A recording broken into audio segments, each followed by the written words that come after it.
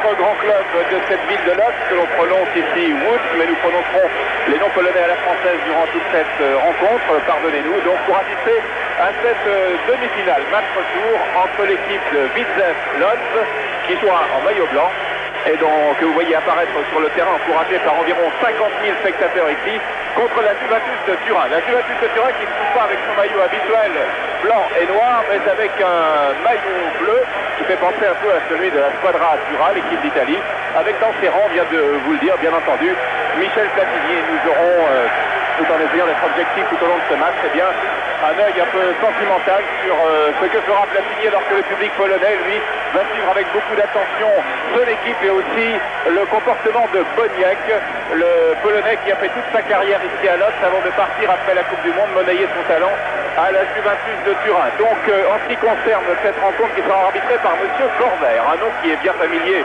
aux Français, c'est lui qui avait arbitré la demi-finale de Séville entre la France et l'Allemagne. C'est lui qui n'avait pas vu la faute de Schumacher sur Battiston. Nous reviendrons certainement sur Monsieur Corvère durant cette rencontre. Donc un match acharné entre une équipe de Turin où Bettega finalement a été forfait au dernier moment et sera remplacé par Marocchino. Donc rapidement la composition de l'équipe de Turin. Dans les buts, Zaf en défense, Gentile, Brio, Chirea et Cabrini. Milieu de terrain, Tardelli, Bonini, Platini. Attaque Marocchino, Rossi et Boniek. Autrement dit 6 champions du monde, plus Boniek et plus Platini. Voilà pour la juge. Maintenant avec vous, Philippe Pouy, un coup d'œil sur l'équipe de Lodz qui est assez énigmatique. Effectivement, pour l'instant, l'entraîneur Ladislas Smuda a eu beaucoup de problèmes et il a tenu même à le marquer puisqu'il n'a donné finalement que 15 noms, alors qu'il a le droit, vous le savez, d'en donner 16. Alors pour l'instant, on n'a pratiquement que des numéros et on va voir assez rapidement après comment il a disposé ses joueurs. Alors je vous donne la composition de cette équipe. Minardi, c'est le numéro 1, l'un des plus connus. Alors en 2, Kaminski, 3, Braga, 4, Mislinski, 5, Wojcicki, 6, Klokinski, 7, Philippe Sack, 8, Surlit, 9, Ronke, 10, Rosborski et 11, Smolarek, l'autre vedette de cette équipe, donc avec le gardien Minardi.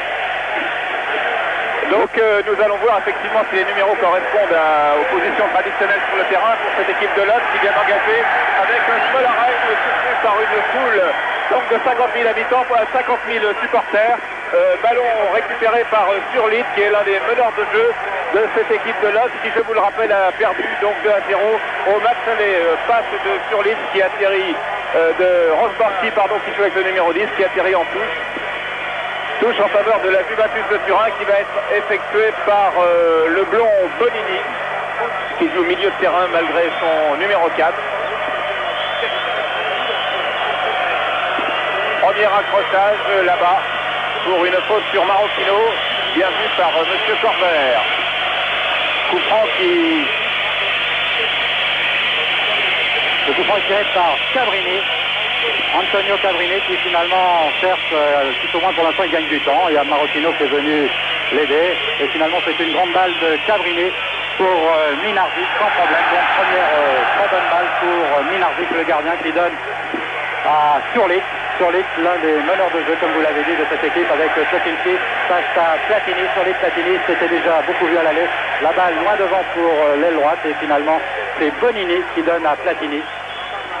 Et une faute de Braga. Oui. Match qui s'annonce comme musclé, bien entendu. Les Italiens savent défendre un résultat.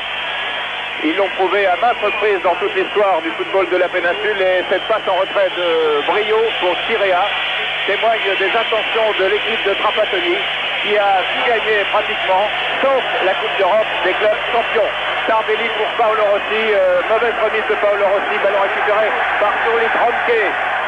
Ronke stoppé par Boniek. Et premier ballon de Boniek, c'est intéressant de voir la réaction du public de Lodz. Boniek est plutôt sifflé ici, bien qu'on l'aime beaucoup encore. Marocchino, Boniek, Platini. Tardelli. Tête de Wojcicki, c'est difficile de le passer, il fait 1m92. Marqué de l'autre côté, il y a une pièce à peu près aussi belle, puisqu'il s'agit de Brio qui fait également 1m92. Braga qui donne sur la droite. Mais la balle est sortie. Et finalement, c'est donc Brio qui tranquillement va remettre en jeu. Voilà, et il la donne à Gaetano Chirea, l'un des champions du monde de cette équipe d'Italie. Et premier ballon pour Dino Zoff, qui relance sur la droite à Claudio Gentile. Platini. Toutes les balles passent par Platini, vous l'avez vu. Bonini. Tardelli. Marocchino. Marocchino face à trois Polonais et c'est Bonini finalement qui a le ballon pour Tardelli. Tardelli centre, mais c'est une balle qui est sortie par Klokinski. Klokinski qui relance la mécanique pour Lodz. Ce que craignent les Italiens, Platini nous l'a dit au cours de la rencontre que nous avons eue avec lui cet après-midi, ce sont surtout les 20 premières minutes. La tête de Tardelli. Le match, au cas où vous seriez légèrement en retard, a commencé depuis maintenant 3 minutes 30 et toujours 0-0 entre l'équipe de Lodz qui est ici en possession du ballon avec Rosborski contre la Juventus de Turin en maillot bleu. Interception de Gentile. Intéressant de voir le nouveau match entre Gentile et Spolarek. Il ne s'était pas ménagé au match aller. Regardez, ça continue. Et là, c'est une faute de Claudio Gentile dont la sécheresse de l'intervention est connue du monde entier, en particulier depuis le dernier mondial. Et c'est un coup franc en bonne position en faveur de l'équipe de Lodz, sifflé par M. Corvert. Claudio Gentile qui avait été très rugueux au cours du match aller à Turin, mais c'est Smolarek qui avait écopé d'un carton jaune. A noter que Platini avait aussi eu un carton jaune au match aller et que si jamais il en reprenait un aujourd'hui et que la Juve aille en finale, en fait, nous ne sommes pas là, coup franc rapidement tiré par Surlit, contré par Bonini. Démarrage donc très rapide de l'équipe polonaise. Alors que là, Marocchino tente de gagner quelques secondes. Dis non, la touche est pour moi. Touche qui a été effectuée par Kaminski pour Rosborski. On part de l'autre côté avec Vraga. Misinski. Centre de Vraga contré, c'est Dino Zoff donc qui arrête. Les Polonais réclament un corner que finalement le juge de touche ne leur donne pas du tout. Dégagement de Zoff pour Marocchino. Marocchino qui était chargé par Kaminski, le numéro 2 qui joue d'ailleurs arrière gauche. Et c'est Paolo Rossi à la lutte face à Klokinski. Le juge de touche a signalé une faute.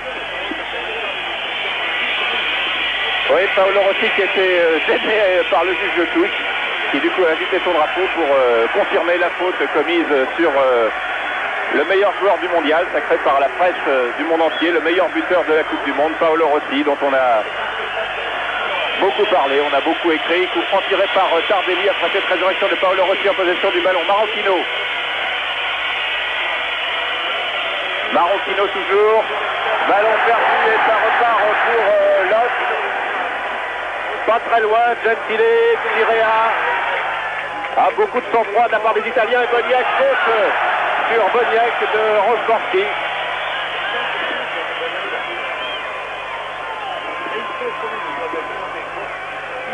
Gentile va tirer ce coup franc. Il cherche Platini, le trouve. Michel Platini, fauché maintenant par Surlit. Et carton jaune pour Surlit. Ah, je crois que c'est grave pour Surlit car si par hasard l'équipe de Lodz devait se qualifier pour la finale, comme Surlit a déjà eu un carton jaune à l'aller, il risquerait d'être privé de la finale qui aura lieu à Athènes. Alors là vraiment, vous voyez d'ailleurs il a les mains sur les hanches, il est un petit peu effondré. Enfin, pour l'instant, on n'anticipe pas trop, peut-être que ce n'est pas aussi systématique que ça, mais pour Surlit, c'est vraiment un coup dur, d'autant qu'on ne peut pas dire qu'il y a eu vraiment une volonté de faire très mal. Klokinski pour Mislinski qui joue arrière droit finalement, donc ce Mislinski qui est d'habitude un milieu de terrain qui lance pour Romke à la lutte avec Bonini. Et c'est le juge de touche là qui est tombé finalement. Il était surpris. Coup franc. C'est Vraga qui a le ballon et donc qui va peut-être le tirer. Alors suivez bien Wojcicki, le numéro 5 de Lodz. Il est rentré dans les 16 mètres et à mon avis il n'a pas fait le voyage pour rien. 1m92, il faut quand même qu'il s'en serve. Il faut aussi maintenant que les joueurs de Lodz commencent à marquer. C'est toujours encourageant, il faut quand même qu'il marque au moins 2 buts donc pour se qualifier. Voilà, c'est tiré pour la tête effectivement de Wojcicki. Reprise aussi, à côté, reprise du numéro 7 de cette équipe. Philippe Zak, oui, qui a été le meilleur buteur de l'équipe de Lodz en championnat à l'heure actuelle. Et nous revoyons au ralenti cette reprise de Philippe Zach au deuxième poteau qui est seul. Reprise de mi-volée, une sorte de drop qui passe au ras de la lucarne des buts de Dinosov. Donc première occasion vraiment dangereuse pour Lodz qui est toujours à l'attaque, ce n'est pas terminé, avec Philippe Zach encore qui n'avait pas joué au match aller.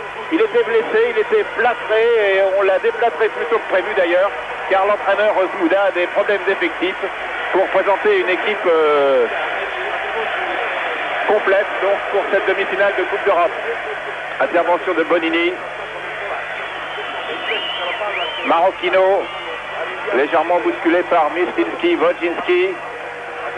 Et encore une faute de Bonini dont l'arbitre laisse jouer Michel Platini. Platini poursuivi par Romke, encore Platini sous les yeux de M. Corbert, qui laisse la règle de l'avantage. Marco Tardelli. Boniek, surnommé Zibi ici, son prénom Zbigniew, Zbigniew. Boniek, Platini.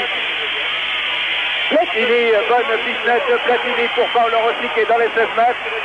Bousculé par Wojcicki, il tombe, non, M. Corbert laisse à nouveau jouer. Il n'a pas l'intention de hacher le match à coup de sifflet, bien qu'on sente que cette rencontre soit très tendue. Kaminski qui donne sur la gauche à Smolarek, Smolarek face à Gentile bien sûr. Smolarek a réussi à garder le ballon, il est face à Teuzelton et finalement il est abattu par Chirea. Le Corbert fait une remontrance et siffle donc le coup franc, normal. À noter que dans l'équipe de la Suisse, 4 joueurs ont déjà un carton jaune.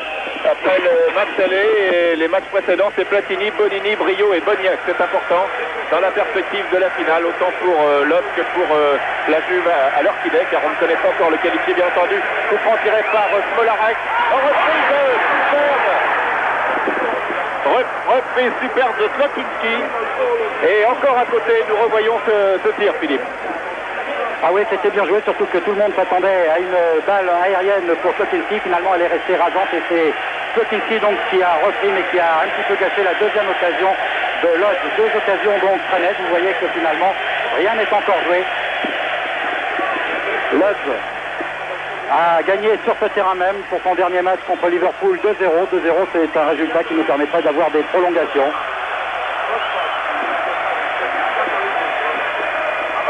Rosworthy qui a donné à Kaminski. Kaminski pour Surlis.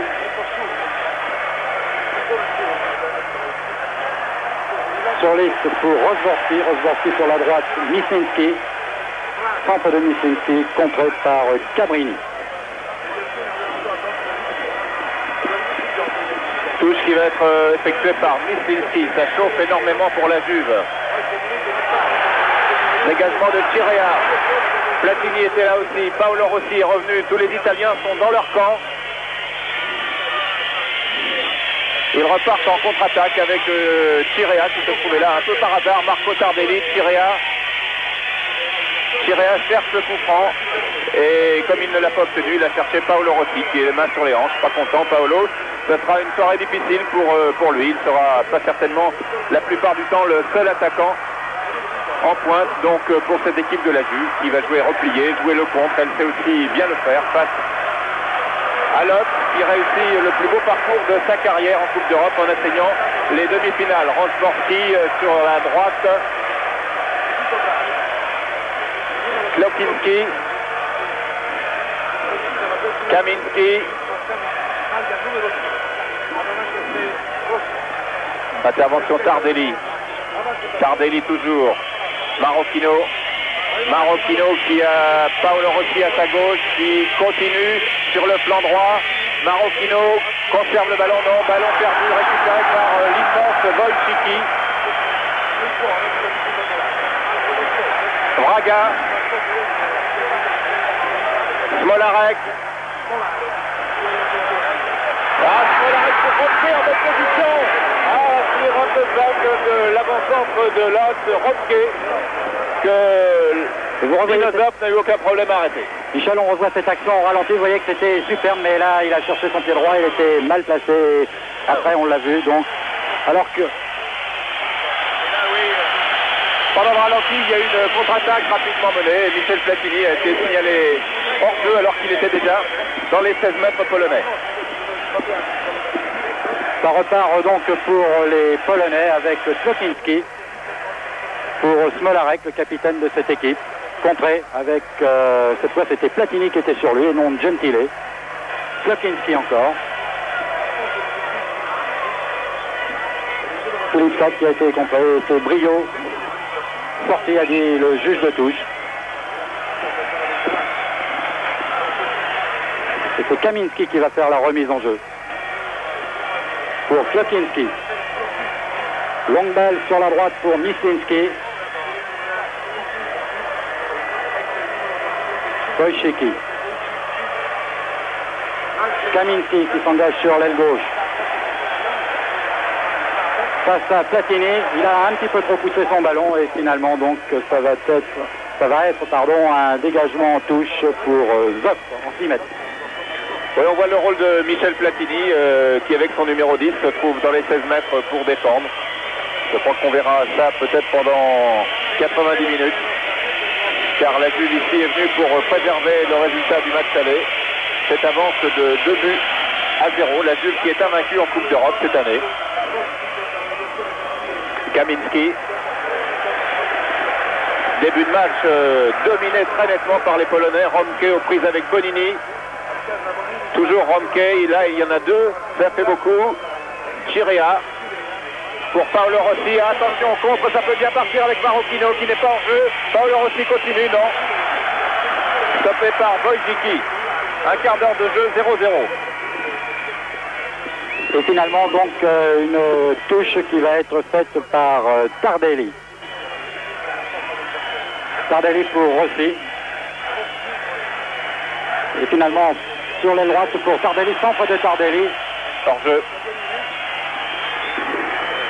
Signalé hors jeu par le juge de touche, Marco Tardelli. Ah, quand on prononce tous ces noms, on repense aussi à la Coupe du Monde et à cette équipe fabuleuse sur le papier de la Juventus de Turin, avec ses 6 champions du monde, plus Boniek et Platini. On peut difficilement en faire mieux.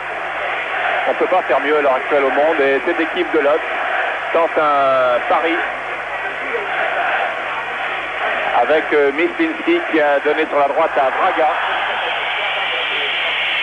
Encore une intervention rigoureuse de la défense italienne.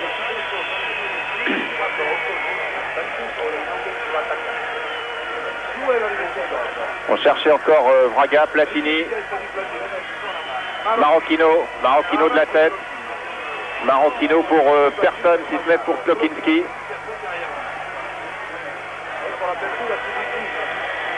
Mislinski loin devant pour Romke. Touche pour la Juve. Gentile, Platini. Platini, Paolo Rossi. Bousculé par Kaminski. Nouveau coup franc en faveur de Turin. C'est Boniek qui doit tirer ce coup franc. Non, il la laisse finalement à Gentile. Gentile loin devant pour Rossi, mais il trouve la tête de Wojcicki. Turlit.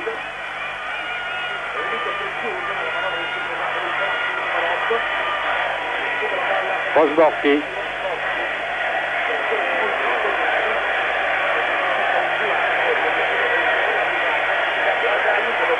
Smolarek qui vient chercher le ballon.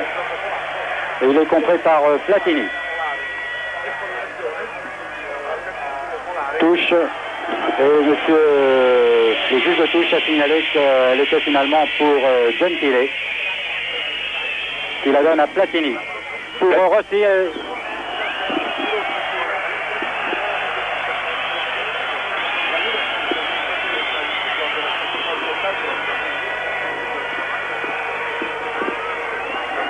Slokinski. Rosborski. Slokinski encore.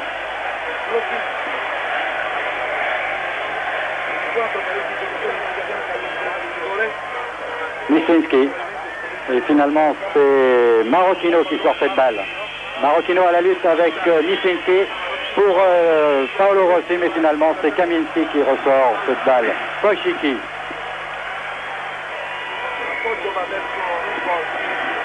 Début de match archi dominé par l'équipe de Lot contre une équipe de Turin qui pour l'instant tient le coup malgré deux menaces terribles et encore cette fois-ci avec cette longue balle en avant qui avait lobé Gentile mais qui n'a pas surpris Dinozov. Donc résistance farouche des Italiens face au pressing polonais. Klokinski. Smolarek va chercher le pénalty face à Gentile, non, passe en retrait pour Philippe Zak. Cabrini et touche en faveur de Lot. Ah, c'est très chaud ce début de match, 18 minutes de jeu maintenant, toujours 0-0-7 de Platini. Mislinski. Ah, petite faute de Gentile, il va avoir le carton, non, il ne l'a pas. La faute a été commise sur Philippe Zak, le numéro 7. Il n'a pas beaucoup de chance, Philippe Zak, car il a été sérieusement blessé. Et finalement, comme Zmuda a eu des problèmes pour composer cette équipe, eh bien, il l'a fait déplacer un petit peu plus rapidement que Philippe Zak l'aurait souhaité. Il l'a fait rentrer, car il faut tout de même marquer 2 buts aujourd'hui. Et Philippe Zak est le meilleur buteur de cette équipe. Alors là, avec le petit traitement qu'il vient d'avoir, cela ne va pas l'aider à prendre confiance. Coup franc tiré par Rosborski. Et arrêt de Dinozov. Dinozov, 41 ans. Monument du football italien et du football mondial. Lui aussi a tout gagné. La Coupe du Monde, le Championnat d'Europe des Nations, 6 titres de champion d'Italie, la Coupe d'Italie, la Coupe de l'UEFA. Il lui manque la Coupe des clubs champions. Tardelli, Bonini. Tardelli. Rossi. Oui, faute de Kaminski sur Paolo Rossi.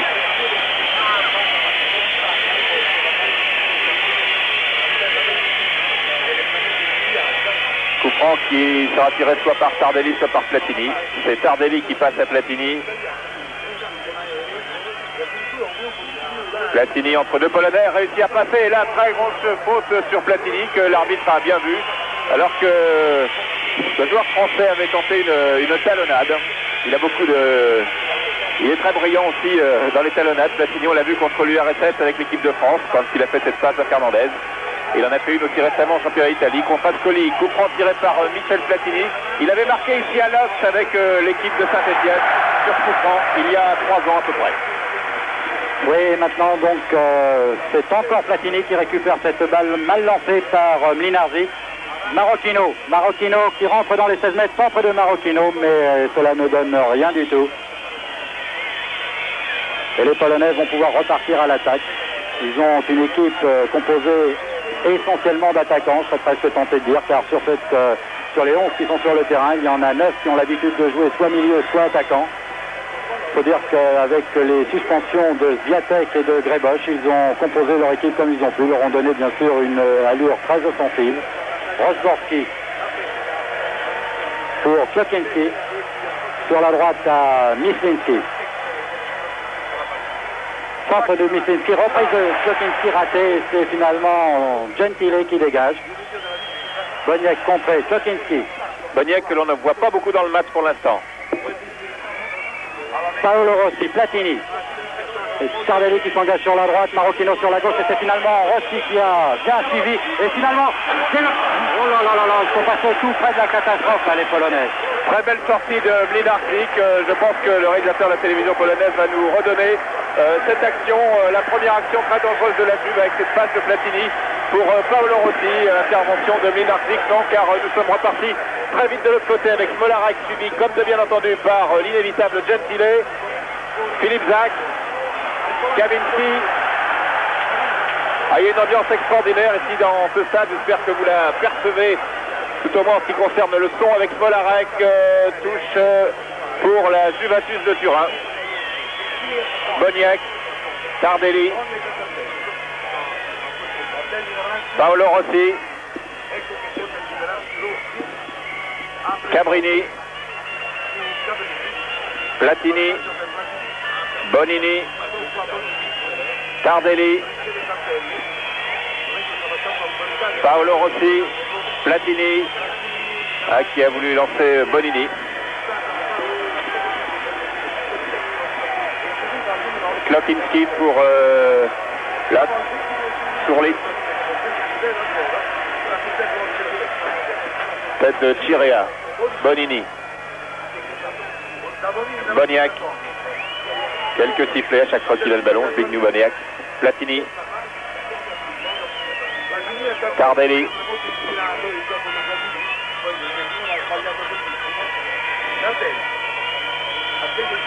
Pour une fois, les Italiens sont 3 à l'attaque avec Bonini, le milieu de terrain, qui donne sur la gauche à Paolo Rossi. Rossi dans les 16 mètres, centre de dribble. Ah, c'était bien fait pour la tête de Marocchino. Et ça repart, il n'y a vraiment aucun temps mort, Philippe. Oui, absolument, et pas pour longtemps, puisque finalement, là, les Italiens se reprennent un petit peu, avec encore une balle pour Platini. Platini qui est face à un adversaire, mais séché par Wojcicki qui vient s'excuser. Il a intérêt, car il a un carton jaune lui aussi en cours. Alors, le coup franc, maintenant, est quand même assez loin pour Platini, disons 35 mètres, ça fait 10 mètres de trop. Hein. Platini prend son temps, évidemment. La Juventus de Turin mène 2-0 sur l'ensemble des 2 matchs et elle n'a pas intérêt à emballer le match qu'il est déjà suffisamment par les Polonais qui mènent un rythme d'enfer. Pour l'instant bien soutenu par la Juventus. Platini tire tout de même ce coup franc lointain pour Bonini. Bonini cherche la tête de Paolo Rossi, mais l'immense Mlinarczyk, 1m84, a récupéré ce ballon pour Wojcicki qui est encore plus grand que lui. Mlinarczyk qui pensait bien trouver un club à l'étranger après la Coupe du Monde et qui est revenu ici à Łódź. Il avait 29 ans, il avait le droit de partir. Klokinski pour Philippe Zak.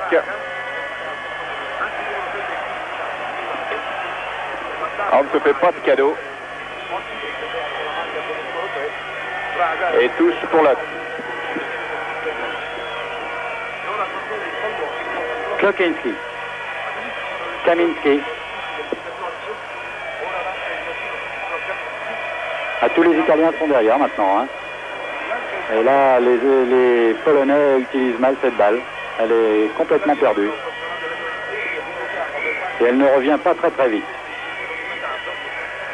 Gentile. Pour Tardelli.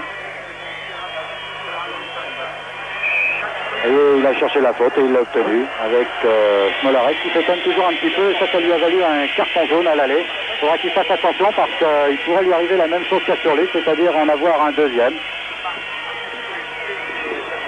Après ce gros plan sur Bonini qui fait penser un peu à Philippe Mahut. Il est blond aussi, il joue avec le numéro 4 mais il n'est pas stopper, il est milieu de terrain. Paolo Rossi. Et touche en faveur des Italiens qui va être joué au petit trot. Tranquillement par Marco Tardelli. Tardelli, Marocchino. Marocchino cherche le corner, non, conserve le ballon, toujours pour Marocchino qui réussit à dribbler dans les 16 mètres. Un peu long le centre au deuxième poteau. Il n'y avait personne. Et c'est tout de même un corner pour la Juventus de Turin. On va souvent regarder la montre au cours de ce match. Match retour de demi-finale de Coupe d'Europe. Toujours 0-0, 27e minute de jeu. Corner tiré par Paolo Rossi, Cabrini.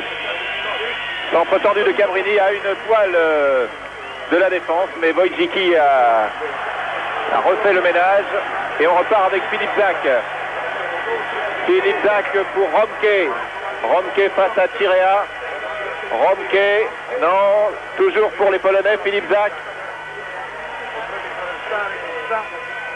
Philippe Zak, attention, Smolarek, non. Wojcicki, c'est extrêmement rapide. Il faut dire que le terrain n'est pas non plus très très grand, qu'il favorise ce genre de pressing. Dégagement de Mlinarczyk en touche. Oui, c'est le terrain habituel en fait de la deuxième équipe de Łódź. Ici, c'est un petit peu comme à Turin. Il y a 2 équipes qui jouent en première division. Il y a le LKS de Łódź et le Widzew de Łódź. C'est comme ça qu'on dit, Widzew. Et maintenant, donc, gros plan sur Gentile pour Cabrini. Boniek contré mais qui récupère. Boniek qui a le choix entre Marocchino à gauche et Rossi, et finalement il se fait prendre la balle. Et bordé de sifflet pour Boniek. Avec Surlit face à Cabrini, les deux numéros 8. Pour Rosborski qui donne sur la droite à Vraga. Et finalement, c'est Cabrini qui a fait plus ou moins une faute, qui a laissé passer. La balle est en touche donc pour les joueurs de Lodz.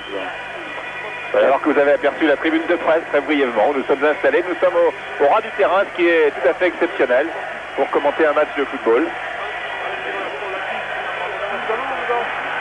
Ce coup franc a lobé tout le monde et c'est une touche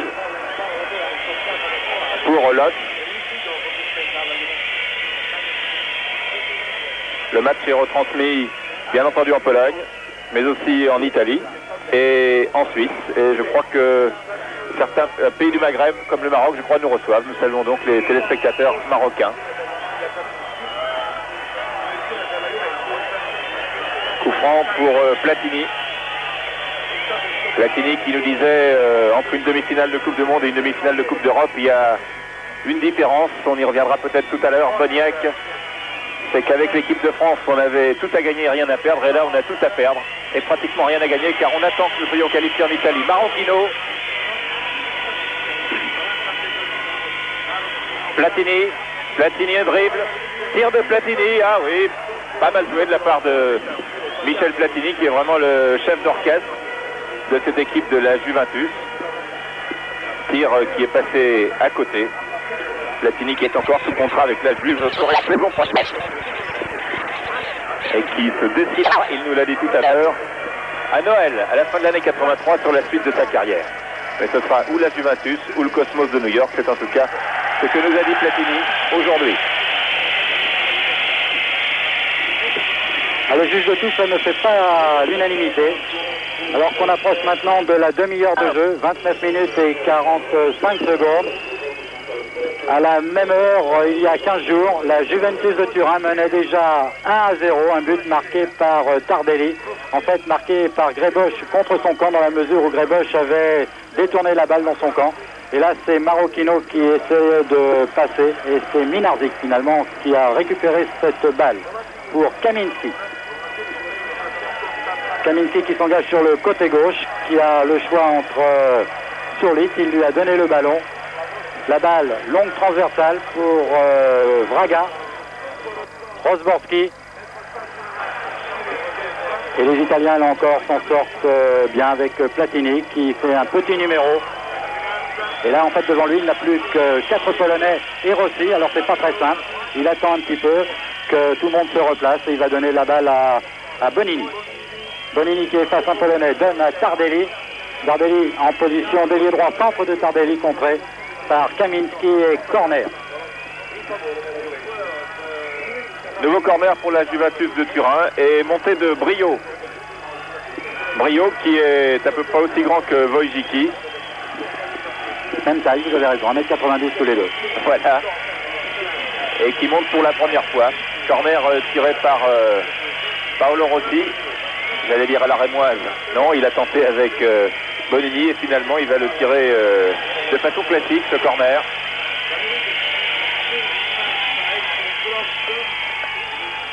Et il a cherché la tête de Brio, il a trouvé celle de Marocchino. Et là on joue un peu avec le feu dans la défense polonaise, cette équipe repartant avec Rosborski. Klokinski, dont on a annoncé la venue possible au Racing Club de Lens la saison prochaine. Touche jouée par Boniek, écoutez. Eh bien non, il ne s'est rien passé cette fois. Platini. Platini part en dribble. 1, 2, 3, il continue, un formidable dribble de Platini qui a passé 3 adversaires, qui donne un ballon super. Et c'est le but de Juventus marqué à la 32e minute sur cet exploit technique tout à fait exceptionnel de Michel Platini qui a offert à Paolo Rossi une balle que l'avant-centre italien, regardez le travail de Platini, il passe encore contre favorable, beaucoup d'agressivité dans l'attaque de Michel, qui là lance parfaitement après avoir pivoté Paolo Rossi qui l'a vu partir dans le dos des défenseurs. Paolo Rossi arrive, reprise de volée du plat du pied de Paolo Rossi entre les jambes de Mlinarczyk. On peut dire que maintenant la Juve a, on peut dire 80 chances sur 100 d'aller en finale. Ah oui, absolument, parce que maintenant il faut que Lodz marque 4 buts pour se qualifier. Et oui, le fait que la Juventus vienne de marquer, donc force les Polonais à marquer 4 buts, autant dire que c'est pratiquement impossible. L'équipe de la Juventus, remarquable tir, mais au-dessus, il aurait bien fallu pour les Polonais que ça rentre. Et oui, il faut maintenant donc qu'ils en mettent 4, ça fait beaucoup, surtout que l'équipe de la Juventus, s'il y a un jeu qu'elle aime bien, c'est bien celui-là, de défendre. Alors, remarquez, contre Torino, il y a environ un mois, elle avait pris 3 buts en 4 minutes. Alors, on peut toujours rêver, mais ça va être difficile. Hein. Voilà, et un coup d'œil sur les supporters italiens qui ont fait le déplacement. Il y en a plusieurs centaines qui sont venus ici. Ils étaient dans tous les hôtels de Varsovie hier et ils sont aujourd'hui ici à Lodz. Et je crois qu'en Italie, ça doit être un événement énorme qui est suivi aussi par le pape Jean-Paul II, qui est, vous savez, d'origine polonaise et qui a dû suivre ce match, qui doit suivre ce match au Vatican, comme vous, dans un fauteuil. Et pour nous Français, bien disons que ce but de la Juve amené par Michel Platini nous a un petit peu émus, tout simplement. Et Platini, s'il allait en finale, si la Juve va en finale, et si la Juve gagne la Coupe d'Europe, eh bien, il sera le deuxième Français après Raymond Kopa. Lui, c'était avec le Real de Madrid. Boniek. Faute sur Boniek. Bonini, Platini, Cabrini. Et oui, avec ce but aussi marqué par Rossi, eh bien c'est le 6e marqué en Coupe d'Europe cette année par Rossi. C'est incroyable comme ce joueur réussit dans les grandes occasions. En championnat, il fait pas un malheur. Et là, attention, une balle dangereuse, mais bien dégagée par Chirea, Marocchino. Et oui, pour en revenir donc à Rossi, 6 buts, c'est le meilleur buteur dans cette Coupe d'Europe des champions. Il cumule un petit peu les titres de gloire. Après le mondial, c'est la Coupe d'Europe. Touche qui va être faite par Kaminski pour Surlit.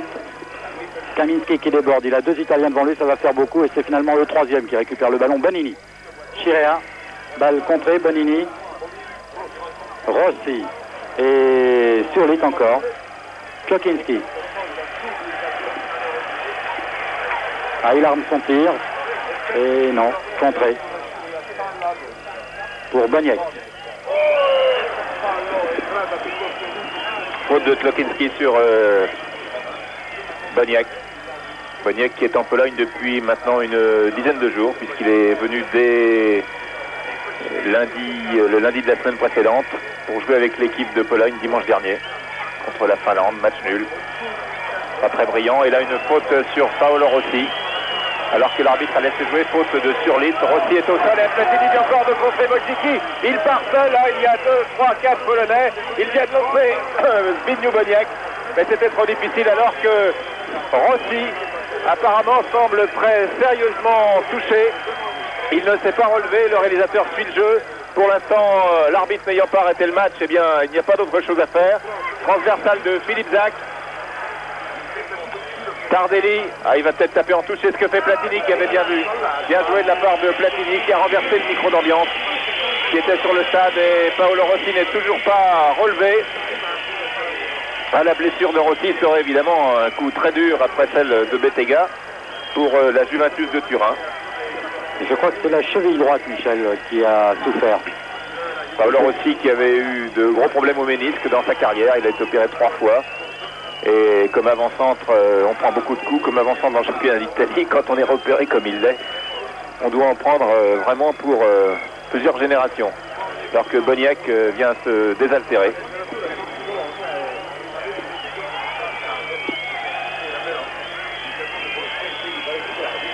Rossi se relève.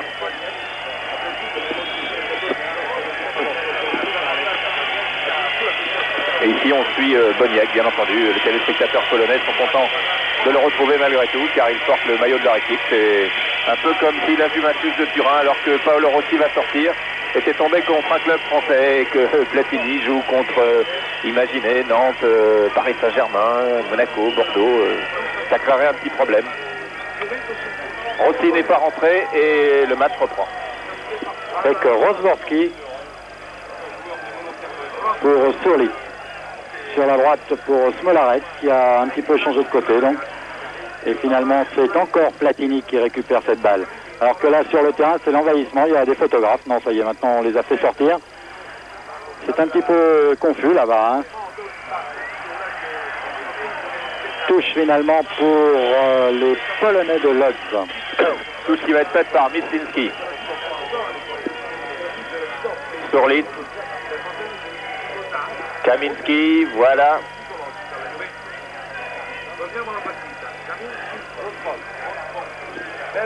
Pour Slokinski. Et faute. Et non, l'arbitre dit non. Il n'accorde pas de coup franc en faveur des Italiens, mais un corner que va tirer Rosborski, alors que Paolo Rossi est toujours soigné sur le bord du terrain. Rosborski tire ce corner, donc il y a 6 Polonais, dont Wojcicki qui est monté bien entendu. Et il a cherché la tête de Wojcicki au deuxième poteau. Ah, petit cafouillage encore là, entre Brio et Wojcicki. Et bravo, dit Brio à l'arbitre Monsieur Corvert, qui pour l'instant arbitre fort bien. Il faut voir les choses, il faut être objectif, même vis-à-vis de ce monsieur qui nous a laissé un très mauvais souvenir. Et je pense que c'est le cas encore plus des joueurs de l'équipe de France qui sont réunis à Jean-Joseph et qui doivent suivre ce match sur TF1 ce soir. Alors là, il y a une grande nouveauté. Regardez, Rossi est rentré. Alors, il a mis une chaudière par-dessus la chaussure. Et c'est nouveau. Ah oui, ça c'est assez nouveau. Pour en revenir à M. Corvert, ici, il faut signaler qu'il réussit assez bien la Juventus, parce qu'il avait arbitré les Italiens lorsque ceux-ci avaient remporté la finale de la Coupe de l'UEFA contre l'Atlético de Bilbao. Alors vous voyez que finalement, donc, pour les Italiens, c'est un bon arbitre peut-être. Chacun son avis là-dessus, bien entendu. Nous sommes à 5 minutes de la fin de la première mi-temps et la Juventus mène toujours par 1-0, but de Paolo Rossi, qui permet aux Italiens maintenant d'avoir de très très fortes chances. On a estimé à 80% les chances de la Juve d'aller en finale. Rossi est donc rentré, je crois que ce sera intéressant si on vous le montrait tout à l'heure, avec sa chaussure recouverte d'un pansement. C'est peut-être la chaussure qui avait mal. On a vraiment l'impression qu'il a le pied dans le plâtre et vraiment comme je crois que les Italiens ont une marge de 4 buts, je crois que l'entraîneur Trapattoni pourrait se permettre de le faire sortir et de faire rentrer un joueur par exemple comme Galderizzi. C'est finalement un coup franc qui est bien arrêté par le gardien Minardi. Kaminski. Face à Platini. Contré par Tardelli et la touche donc pour Kaminski.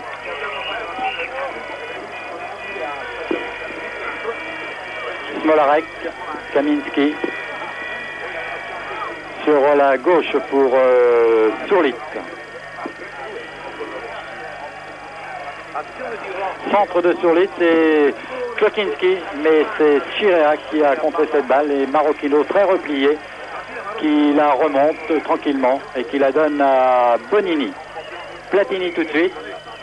À nouveau Platini en position de chef d'orchestre avec deux attaquants de pointe, Boniek et Rossi. Là il est bousculé. Ah, il a failli tomber, il n'est pas tombé, il a continué. Cette fois les contres ne lui ont pas été favorables. Et pourtant il y avait beaucoup de vaillance, d'agressivité au bon sens du terme dans cette attaque, cette nouvelle attaque de Platini. Alors que Boniek a bousculé l'un de ses anciens partenaires. Smolarek rentre dans les 16 mètres, attention.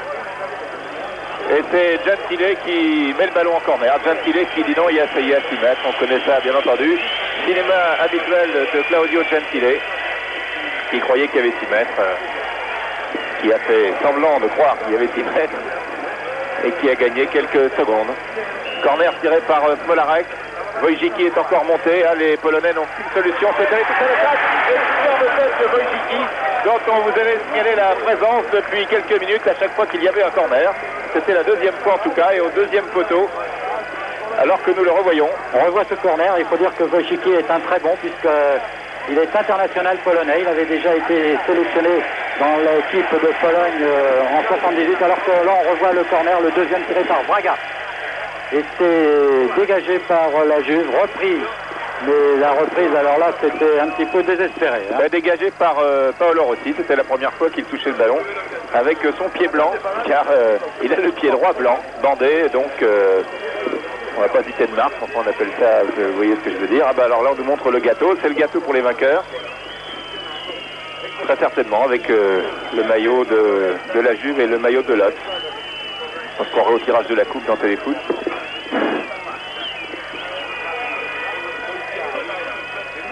Deux minutes à jouer en cette fin de première mi-temps.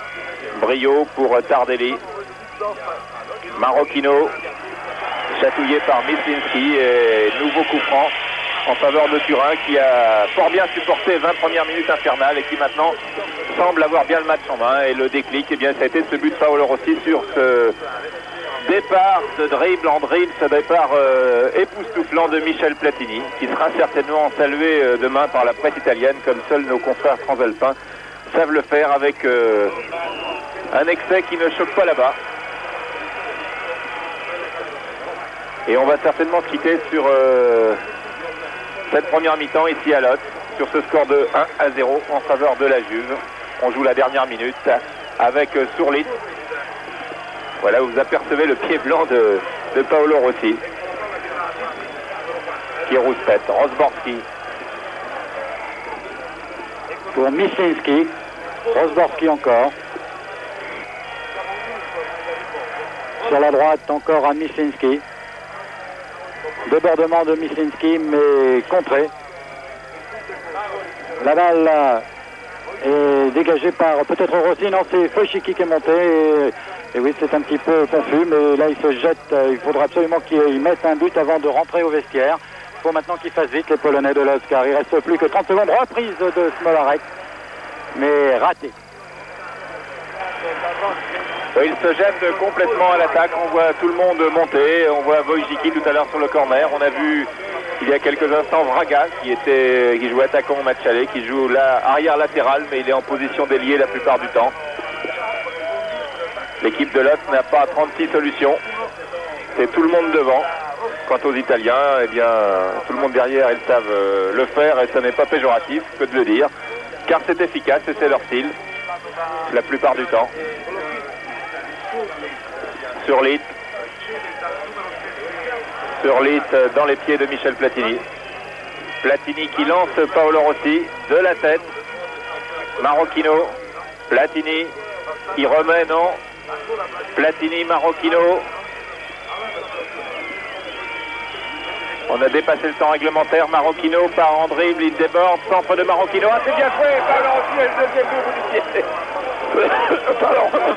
Ah, il a eu le deuxième but au bout du pied, là, Paolo Rossi. Et peut-être que sa blessure de tout à l'heure est pour quelque chose dans cette reprise ratée. On va le voir au ralenti. Remarquable débordement de Marocchino. Et peut-être aussi quand même qu'il a le pied un petit peu embarrassé, car c'est généralement le genre d'occasion que Paolo ne rate pas.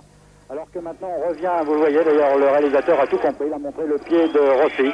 Et je crois que ça y est, c'est la mi-temps. Monsieur Corvère vient de la siffler après près de 46 minutes, Michel. Voilà, 1-0 donc à la mi-temps ici entre la Juventus de Turin et Lotz. Nous avons vu un très bon spectacle, en tout cas c'est le sentiment que nous avons ici, un match très animé avec un but que nous avons trouvé pour notre part fantastique en ce qui concerne et le travail de Platini et la reprise de Paolo Rossi, Coupe d'Europe des clubs champions, alors que l'équipe polonaise de Lotz, où il y a un petit changement aussi, puisque le 13 vient d'entrer, il s'agit de Mierzwinski, donc changement aussi à Lotz, et là Lotz, eh bien, il faut absolument aller tous à l'attaque, pendant 45 minutes. Je ne vois pas le numéro 4, alors je ne serais pas trop étonné que ce soit Mislinski qui soit sorti. Enfin, pour l'instant, je ne vous le confirme pas.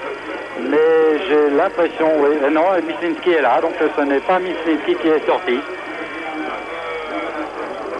Donc Paolo Rossi, en tout cas, lui est sorti, c'est certain, et il est remplacé par Prandelli, le numéro 13, alors que la remise en jeu va être effectuée par la Juventus de Turin avec Marocchino et Platini qui va jouer plus en pointe, et donc Prandelli, lui, jouera très certainement au milieu, et qu'il y a eu un changement aussi dans la Juve. Ballon pour Boniek, Platini, Boniek.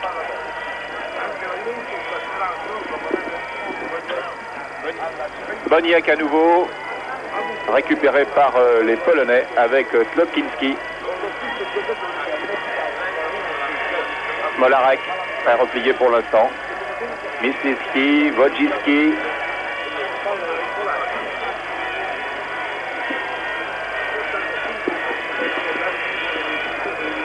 Platini. Zoff. Platini.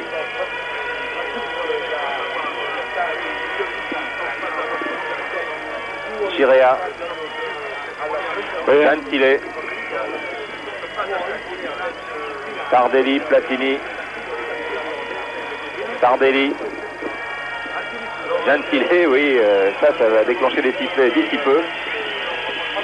Ce qui est fait maintenant du public de Lodz. Alors, le stade tient 40 000 spectateurs. On nous a dit que pour Liverpool, il y en avait 55 000. Donc, il doit en tenir aussi 55 000 quand il est archi plein. C'est le cas ce soir. Public debout. Il fait assez doux ici en Pologne. Tardelli. Cabrini.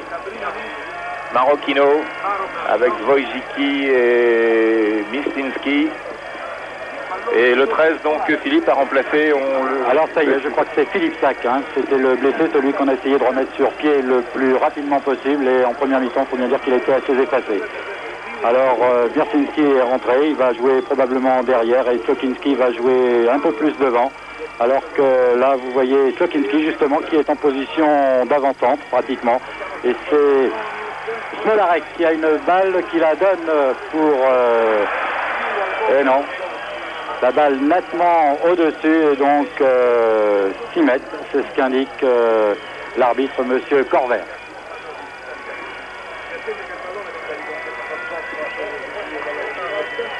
Voilà, on sent beaucoup d'excitation du côté polonais, à l'image de Romke, qui était en gros plan sur votre écran. Long dégagement de Dinozov.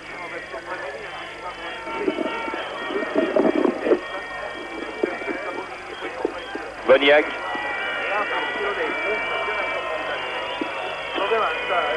Prandelli. Platini. Ah oui, c'est bien joué entre Platini et Boniek. Platini à nouveau. Platini face à Wojcicki. Ah, il a eu du mal. Il y avait 3 Polonais autour.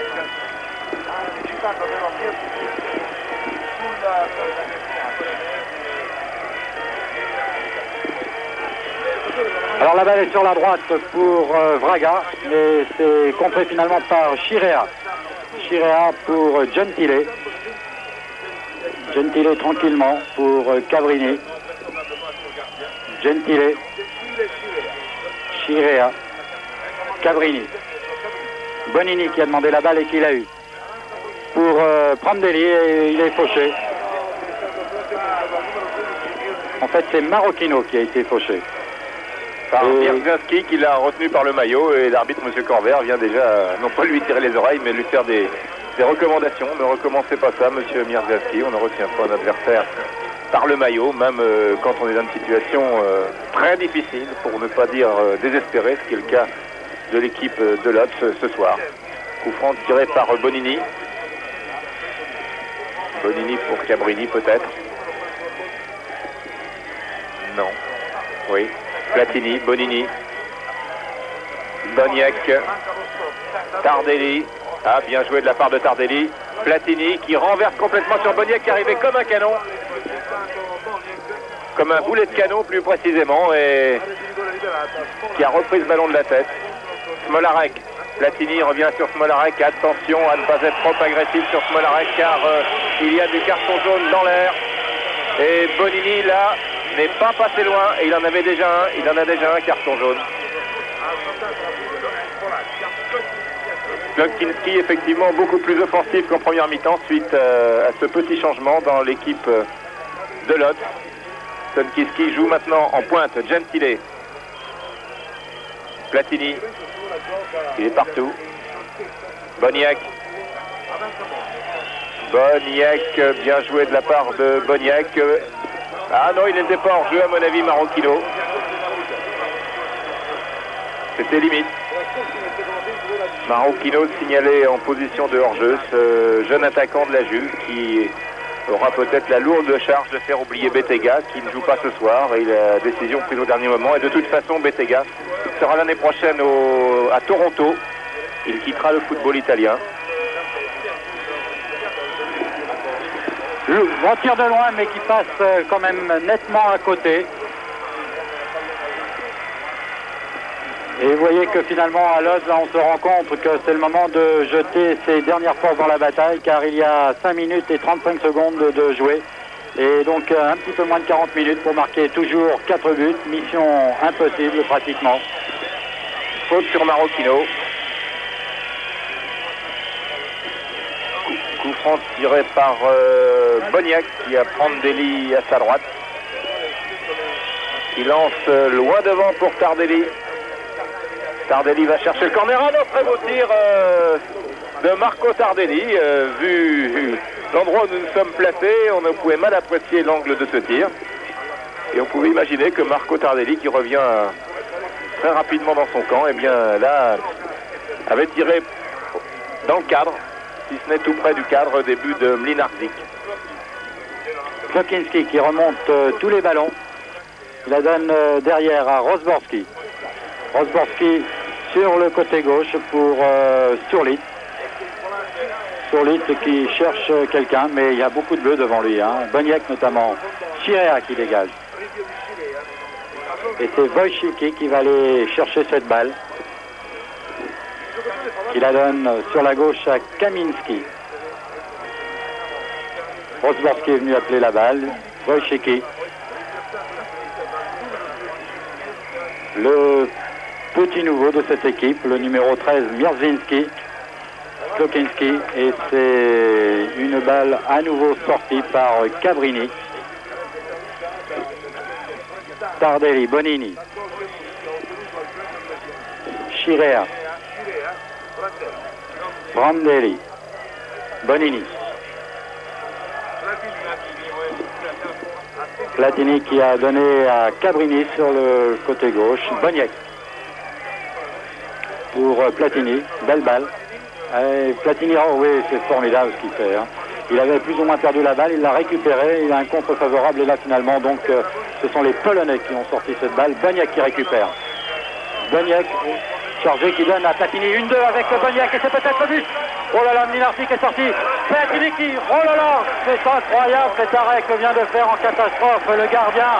Mlinarczyk, et nous allons revoir, je suppose au ralenti, cette attaque fabuleuse de la Juventus qui s'est heurtée sur Mlinarczyk. À moins que ce match s'est emmené à un rythme infernal, eh bien nous restions dans le feu de l'action, ce qui est tout à fait normal. Le réalisateur a bien fait, on aurait aimé le revoir. Cette attaque menée en 1-2 vraiment à 300 à l'heure entre Platini et Boniek. Et Mlinarczyk qui a à nouveau sauvé son camp. Donc cette fois c'est un corner donc pour Lodz avec Wojcicki toujours au deuxième poteau. Et un but de Surlit. But de Surlit pour Lodz à la 8e minute, 9e minute en deuxième mi-temps. Évidemment c'est de la folie ici, nous revoyons ce corner avec d'abord une remise de la tête de Wojcicki pour Surlit qui égalise alors que Dinozof était complètement masqué par Bonini sur cette reprise de Surlit, donc un but partout. Ah, ça relance un peu le match, 9e minute de jeu, donc en deuxième mi-temps. Égalisation de Surlit alors qu'il y a un problème. Un petit incident, je crois que c'est le juge de touche qui a pris quelque chose sur la tête. Oui, vous voyez, il saigne. Il est devant nous. Oh là là, il a probablement pris une bouteille. Ah oui, il saigne énormément. Il a eu le cuir chevelu, d'autant qu'il n'a pas beaucoup de cheveux, donc il a le cuir. Ah là, il a le crâne qui a un petit peu explosé. C'est un projectile vraisemblablement, je vois pas ce que ça peut être d'autre, qui a touché. Ah oui, ça peut pas être l'émotion là, parce que vraiment, il est sérieusement ouvert. Et déjà, on peut vous assurer d'une chose, c'est que comme l'UEFA ne fait jamais de sentiment sur ces coups-là, eh bien, à Lodz, il va falloir payer l'addition. Parce que c'est vrai, en plus, c'est absolument insupportable. On ne peut pas se permettre de jeter n'importe quoi. La preuve, c'est très dangereux. Alors que vous le voyez, là, on met du mercurochrome sur la tête de l'arbitre, le juge de touche. Oui, donc 10 minutes de jeu en deuxième mi-temps maintenant. Un but partout entre la Juventus de Turin et Vitesse de Lotz.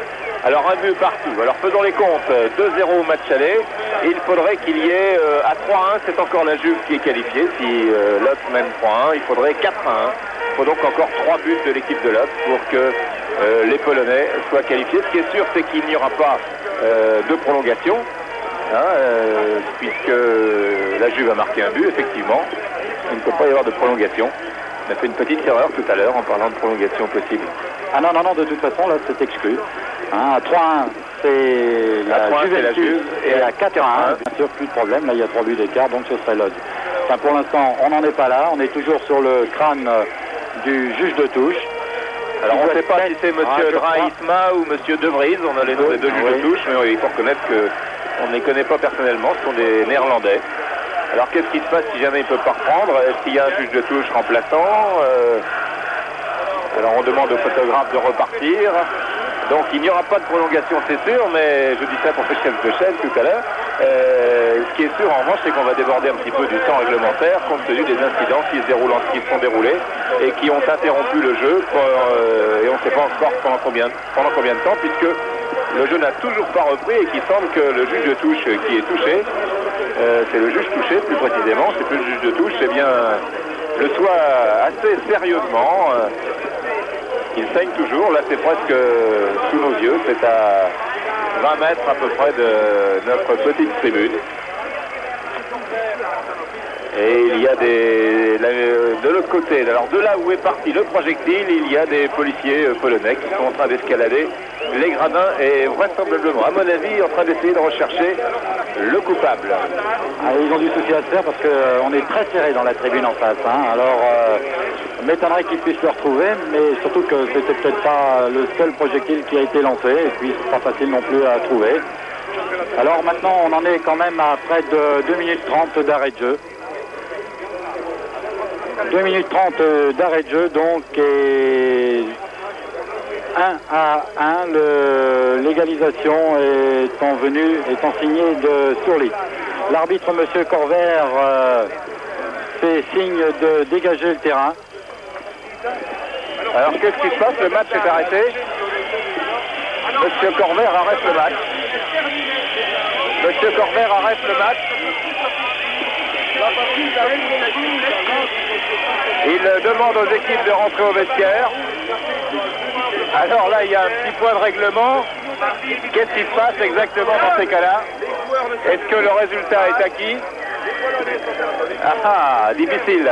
C'est très probable dans la mesure où l'équipe de Lodz, c'est-à-dire l'équipe qui reçoit, est responsable de son terrain. Donc il est bien certain que si le match doit être arrêté, c'est bien sûr la Juventus qui sera qualifiée, ça c'est indiscutable. Mais là pour Lodz, on assiste à un événement pratiquement sans précédent. Et donc cela risque de coûter très très cher aux Polonais. Et tout ça à cause d'un spectateur un petit peu, même pas qu'un petit peu... irresponsable, qui a certainement pas mesuré aussi les risques qu'il pouvait faire courir à son club en lançant un projectile sur le crâne de l'arbitre. Je crois que c'est tout à fait inédit comme genre d'incident et que c'est la première fois en tout cas à ce stade de la compétition qu'une équipe est éliminée sur arrêt du match. Après, disons, 15-50, c'était la 56e minute, c'était juste après le but égalisateur marqué par les Polonais, qui avaient donc une petite chance de revenir, une petite chance, car il leur restait une bonne demi-heure pour marquer 3 buts. On ne sait jamais ce qui peut arriver à ce niveau de la compétition. Ils venaient en tout cas de retrouver l'espoir. Et ils ont été abattus entre guillemets par ce mauvais coup qui leur est complètement étranger, mauvais coup venu de la tribune d'en face et qui a blessé très gravement, très sérieusement en tout cas, le juge de touche, donc l'un des adjoints de M. Corvère, qui décidément n'a pas de chance avec les rencontres, bien que là il soit complètement lui aussi étranger à ce qui s'est passé, et son juge de touche a eu le crâne largement taillé, largement ouvert. L'ambulance vient maintenant sur le terrain et M. Corvère, après avoir consulté le médecin de service, eh bien, a décidé de faire rentrer les deux équipes au vestiaire. Et donc, dans ces cas-là, eh bien, le résultat est acquis. On pense que le résultat est acquis. On s'interroge ici, dans la tribune de presse. Tous nos confrères sont un peu dans l'expectative. Et il est vraisemblable que le résultat sera acquis, mais qu'il y aura des réclamations et que ça va aller assez loin. Alors les réclamations n'ont absolument aucune chance. Il est bien certain que la Juventus n'est pour rien dans cet incident. Et à partir de ce moment-là, on ne voit pas très bien pourquoi elle serait la victime. Et ce sera encourager finalement les inconscients. C'est-à-dire que quand une équipe est complètement en perdition, eh bien, il ne suffirait plus que de jeter une boîte, une bouteille ou quelque chose comme ça pour espérer pouvoir refaire le match. Alors là, c'est exclu. La Juventus est probablement la première équipe qualifiée avant l'heure. Et Michel, comme vous avez toujours eu le souci pour nos amis de la régie finale. Oui, alors attendez, voilà. Il faut pas se presser non plus. Exactement, deux possibilités. On ne sait jamais, l'arbitre peut revenir sur le terrain. Est-ce qu'il a définitivement décidé d'interrompre? On va peut-être cerner le coupable. Oui, alors bien sûr, on nous dit de rendre que si on est sûr que le match ne sera pas repris. Alors, en principe, non, il ne sera pas repris. Il y a peut-être une possibilité, je pense, Michel. Enfin, c'est que à ce moment-là, si jamais, parce que dans une demi-heure, imaginez que l'arbitre revienne. Eh oui, voilà, ben, il y a deux joueurs polonais qui rentrent sur le terrain à l'instant. Ah bah dis donc, quelle émotion! Alors, on a failli rendre l'antenne, heureusement qu'on ne l'a pas fait parce que ça aurait été une catastrophe. Et le match n'est donc pas arrêté. Le match reprend, il s'est arrêté à la 55e minute de jeu. Alors on peut supposer que le juge de touche a été soigné. Voilà, il rentre avec la tête bandée. Il rentre avec la tête bandée, vous venez de le voir traverser l'écran très rapidement. Il va retrouver sa place. Tirons-lui quand même un coup de chapeau, même s'il a déjà un chapeau sur la tête maintenant, pour son courage, parce qu'il faut quand même avoir du courage pour retourner là-bas, dans la tribune d'en face. Et c'est monsieur, voilà, il y avait deux juges de touche. C'est monsieur De Vries qui a été blessé par une bouteille, me précise mon confrère Marco de l'AFP. C'est une bouteille qui a été lancée de la tribune, alors qu'on nous a dit ici, nous ne sommes pas en mesure de traduire, que le public réclamait le coupable. Eh bien, le match a été arrêté vers 9h15. Il a été arrêté une douzaine de minutes environ. Une douzaine de minutes d'arrêt, donc encore, alors que là, vous voyez une intervention des forces de l'ordre qui évacue quelques supporters qui étaient vraisemblablement qui étaient un peu trop excités. Et donc nous allons reprendre ce match. J'imagine que dans la tête des joueurs aussi, ça doit faire un drôle d'effet de voir ces images, de voir ce qui se passe sur le champ de jeu. On attendait des joueurs dans un autre uniforme pour un match de football plutôt que de voir la police qui fait ici effectivement son travail. Il ne s'agit pas de porter d'autres jugements. Essaye de rétablir le calme et l'ordre dans un terrain, sur un stade, alors qu'on a frôlé l'émeute vraiment de peu. Et j'imagine que les joueurs de la Juve vont avoir beaucoup de difficultés à se reconcentrer, à se remotiver pour ce match vraiment tout à fait unique au monde. On n'a jamais vu ça, en tout cas à ce niveau de la compétition. On a failli rendre l'antenne, certains confrères de télévision étrangères ont été un petit peu moins prudents que nous, alors nous on avait été trop bavards, ça nous a servi. Ils ont rendu l'antenne, ils vont essayer de la reprendre. Nous, on est bien content de ne pas l'avoir rendu parce qu'on a failli le faire, il s'en est fallu de fort peu. À la mesure où on n'avait pas d'informations précises ici, on ne savait pas quelle était la décision qu'avait prise M. Corvert sous les tribunes de ce stade où on ne pouvait pas à la fois aller tout en vous commentant ces images, d'autant plus que les vestiaires n'étaient pas accessibles. Donc on reprend avec un engagement au milieu du terrain avec Marocchino, Platini. Retrouvons le football. Donc après cette interruption, c'était à la 55e minute. 55e minute, donc il reste à peu près 35 minutes de jeu. Alors, il n'y aura toujours pas de prolongation, mais ça va durer presque aussi longtemps pour l'antenne de TF1.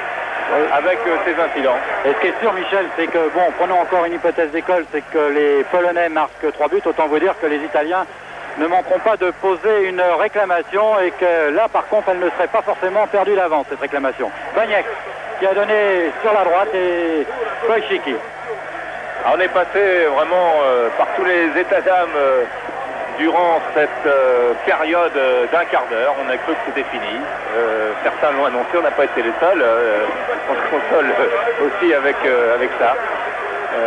On ne savait plus où on en était ici. Soyons francs, personne ne savait ce qui allait se passer. Et ça a été vraiment un soulagement aussi de voir que le match reprenait. Match qui reprend donc avec ce score de 1 but partout. Smolarek face à Boniek, face à Gentile. Et une nouvelle intervention sèche de Claudio Gentile. Coup franc en faveur de Widzew de Lodz, alors que Cabrini fait semblant lui aussi de ne pas avoir compris et de jouer. Alors ce qu'il faut maintenant, c'est que l'arbitre Corver tienne bien les joueurs. Mislinski, Romke face à Bonini, Romke toujours, Chirea, Zoff. Zoff dans sa carrière avait tout vu sauf ça. Et avec M. Corver, comme vous disiez tout à l'heure, il se passe toujours quelque chose. Tête de Platini pour Marocchino. Marocchino qui redonne à Platini. Boniek. Platini. Tardelli. Cabrini. Platini encore. Platini qui évite deux adversaires, rentre dans les 16 mètres, se relève et finalement c'est Boniek qui récupère et qui ne peut pas tirer. Mlinarczyk. L'absence de Paolo Rossi se fait un peu sentir en pointe. Klokinski. Smolarek. Wojcicki. Rozborski.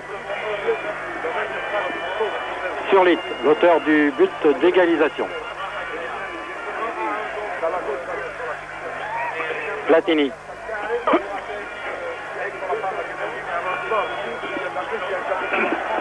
Smolarek pour Mislinski. Mislinski face à Cabrini. Reprise complètement ratée de Rozborski. Klokinski récupère la balle. Mislinski face à Cabrini encore. Et c'est finalement Zoff qui récupère cette balle mal contrôlée. Et ça repart avec Michel Platini. Et il faut beaucoup de sang-froid de la part des joueurs des deux camps, et en particulier de ceux de la Juventus de Turin. Ils en ont fait preuve tout au long de ce match, en particulier durant les 20 premières minutes de la rencontre, qui ont été infernales pour les joueurs de Turin, qui ont ensuite pris leur marque, pris leur distance, qui ont marqué le but qu'il fallait, et qui doivent maintenant tenir le coup une bonne demi-heure. Un but partout toujours. Mislinski, Klokinski.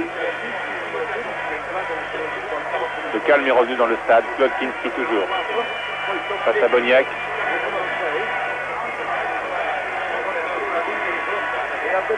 Mislinski, Romke.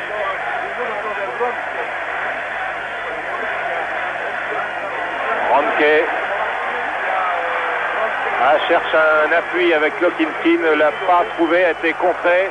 Dégagement de Chirea pour personne, car tous les Italiens sont en défense. Mierzinski, Klokinski,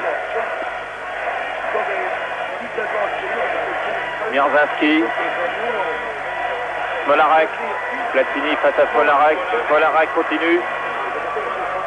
Très bon dribbleur, Smolarek, crochet très court, dribble très court, un peu comme dans le même style que Gadocha qui avait fait terminer sa carrière à Nantes. Smolarek encore. Gentile, Smolarek. Pas de cadeau et nouveau coup franc contre Gentile en faveur de l'équipe de Lodz, en faveur de Smolarek. Et Gentile a fait un petit geste montrant à M. Corver qui n'était pas du tout d'accord, mais M. Corver lui a fait comprendre qu'il ne fallait pas jouer à ce petit jeu-là. Voilà, un quart d'heure de jeu, c'est le temps réglementaire. Oui, effectivement, on pourrait parler presque de la troisième mi-temps. Alors que la balle est dégagée pour la tête de Wojcicki, c'est Brio qui la retire de la tête de Wojcicki. Romke, tir de Romke à côté. Et il a un petit peu raté son tir là. Sur tous les corners, il y a Wojcicki dont le rôle a été très important sur le but égalisateur de Surlit. Bonne remise de la tête, Wojcicki. Alors que Dinozof prend évidemment son temps. Il reste un peu moins d'une demi-heure maintenant. On essaye d'y retrouver, aussi dans les chronomètres avec cet arrêt de jeu d'une quinzaine de minutes, d'une douzaine de minutes. Et les Polonais maintenant sont tous à l'attaque comme au début du match. Romke toujours. Centre de Romke, tête, oh là là, tête contrée de Cabrini. Zoff, Chirea. Marocchino tout seul devant. Marocchino toujours. Marocchino Platini. Marocchino stoppé par Kaminski. Ouais, coup franc et carton jaune à Kaminski. Alors regardons, faisons le point sur les cartons. Je ne sais pas où il en était, Kaminski. Non, je pense que lui, il était bien derrière. Oui. De toute façon, il a quand même peu de chance de jouer une finale. Hein. Là, il n'y a pas de problème. Ce sera pas à cause des cartons. Et vous apercevez sur la touche, là-bas, le juge qui a été blessé, le juge de touche, qui a la tête complètement bandée. Coup franc à environ un peu plus de 25 mètres. Début de lot. C'est Boniac ou Platini. Peut-être Platini. Ou Cabrini. Il y a beaucoup de monde. Randelli. Alors, ce sera vraisemblablement Cabrini ou Boniac cette fois. Non, c'est Cabrini qui tire. Oui, très bonne frappe de balle de Cabrini dans le mur de l'autre. Smolarek. Encore Gentile qui est là et qui fait une nouvelle faute sur Smolarek. Ah, il a de la chance de ne pas reprendre un nouveau carton, Gentile. Slotkinski. Contré par Cabrini. Slotkinski. De l'autre côté. De l'autre côté pour Surlit. Surlit, longue balle devant pour Zoff et finalement il a tenté sa chance de 35 mètres mais Zoff vieillit bien. Il n'a pas eu trop de problèmes pour arrêter cette balle. Une balle qu'il a dégagée pour le pied de Wojcicki. Klokinski. Balle pour Misinski, c'est raté. C'est Romke qui récupère cette balle. Romke qui rentre, tire de 18 mètres et... Oh là là, Zoff là, il avait relâché un petit peu et l'a reprise, donc sans trop de problèmes. Il a donné très rapidement à Chirea. Chirea qui donne à Marocchino, contré par Mierzinski. Mierzinski qui a effacé Boniac. Mierzinski a donné sur le côté gauche pour Vraga. Et c'est Tardelli donc qui écarte le danger. Wojcicki, Misinski, Smolarek avec Gentile bien sûr. Et touche. Ouais, petite parenthèse, l'homme que l'on a vu tout à l'heure sorti du terrain par les forces de police, eh bien c'était le coupable. C'est ce qu'on vient de nous indiquer, c'est le monsieur qui avait jeté la bouteille sur la tête de monsieur De Vries. Kaminski pour Rosborski, Romke, Rosborski et c'est Chirea. Mislinski qui donne sur la droite à Smolarek. Un petit peu bousculé encore par Gentile. Gentile qui réclame la touche. Et quand il ne fait pas touche, eh bien il la réclame. Et là, c'est Smolarek qui a fait la touche pour Vraga. Gentile qui sort la balle. Mislinski.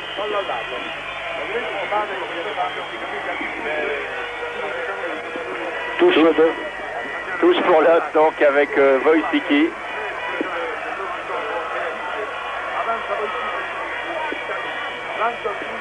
Kaminski. Boniac, non, c'est Randelli qui était parti en contre. Et coup franc en faveur de la Juventus de Turin. Eh oui. M. Corver prend les choses en main. On joue très très vite avec Boniac qui part, il est tout seul. Il y a de l'autre côté à l'autre aile le Platini, mais c'est bien loin et Boniac est séché. Il n'y a pas d'autre mot par Surlit. Et c'est un nouveau coup franc. Il faut vraiment tenir le match en main. Là, M. Corver a du pain sur la planche. Coup franc qui va être tiré par Marocchino ou Prandelli. Le numéro 15, Prandelli. Platini est au deuxième poteau. Boniac sur le point de pénalty. Bonini monte. Cette fois, Brio reste dans son camp. Prandelli est une bonne tête de Platini, qui avait pourtant devant lui Wojcicki, qui est beaucoup plus grand. Et on sait que le jeu de tête de Michel Platini, c'est une de ses grandes qualités. Il en a beaucoup, c'est vrai. Il a un bon timing au moment de l'extension. Wojcicki. Klokinski.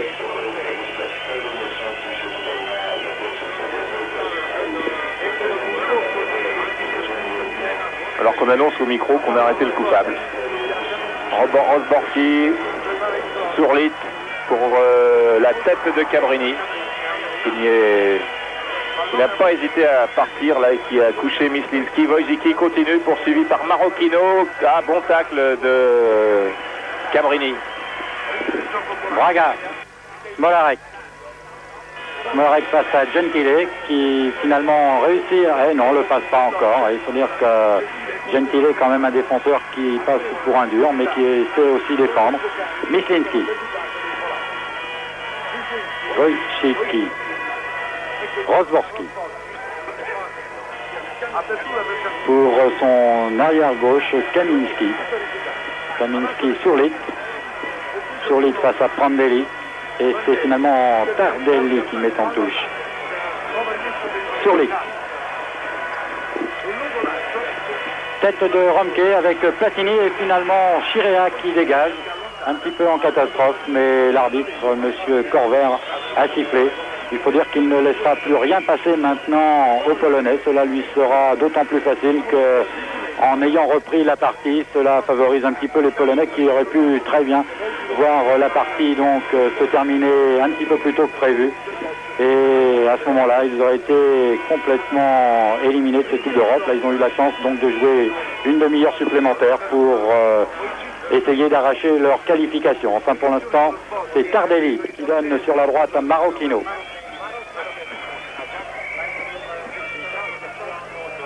Marocchino qui cherche quelqu'un, qui trouve Prandelli. Centre de Prandelli et contré.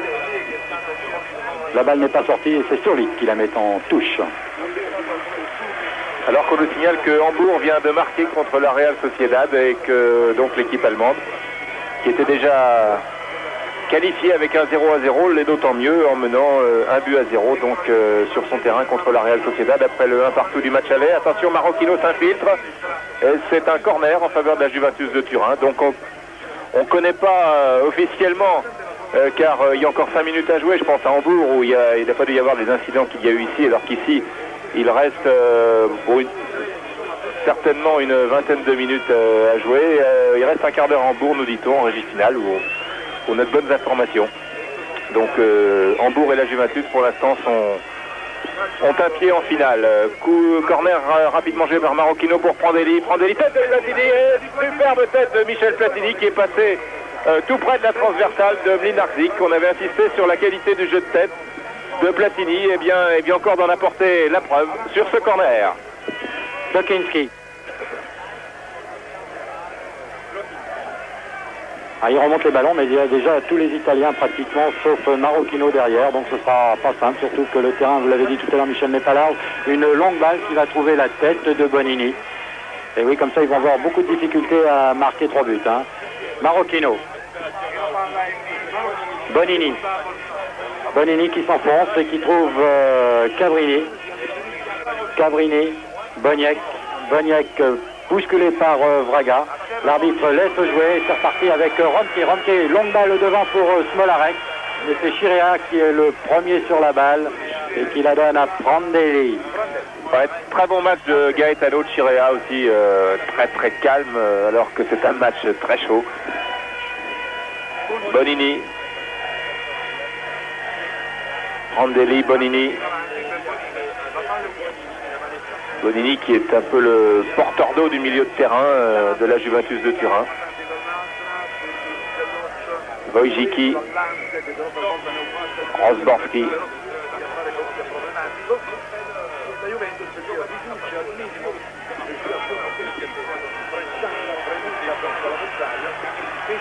Vraga. Romke. Gentile. Sont très pressants l'équipe de Lotz. Ils n'ont pas d'autre solution, mais ils utilisent vraiment toutes leurs armes. Ils se battent et ils se battront jusqu'au bout. Et ça va de soi à ce niveau de la compétition. On n'abandonne pas en cours de route. Tant qu'il reste une chance. Platini, très beau geste technique encore de Michel Platini. Prandelli, Tardelli, Platini qui a cherché la faute là qu'il n'a pas obtenue.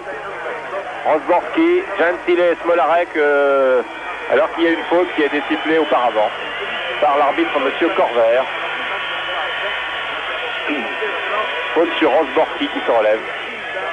Michel, on peut peut-être faire le point. 15 minutes et 20 secondes maintenant que la partie a repris. On rajoute 10 minutes, ça doit faire environ 25 minutes. Donc il doit rester quelque chose comme 20 minutes.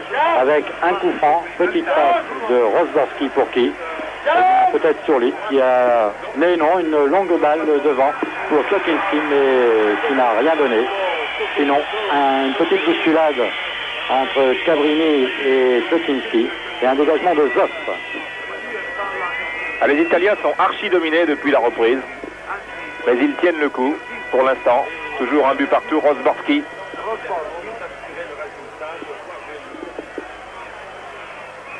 Tous les Italiens sont dans leur camp et même massés devant leurs 16 mètres.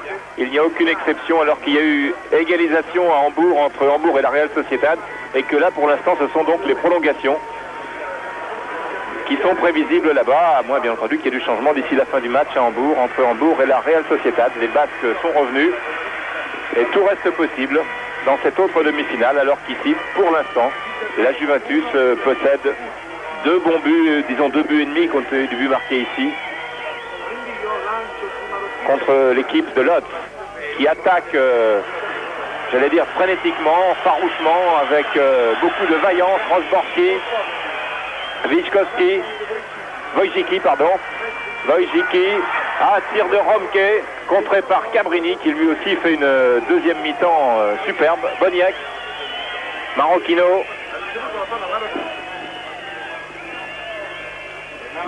toujours.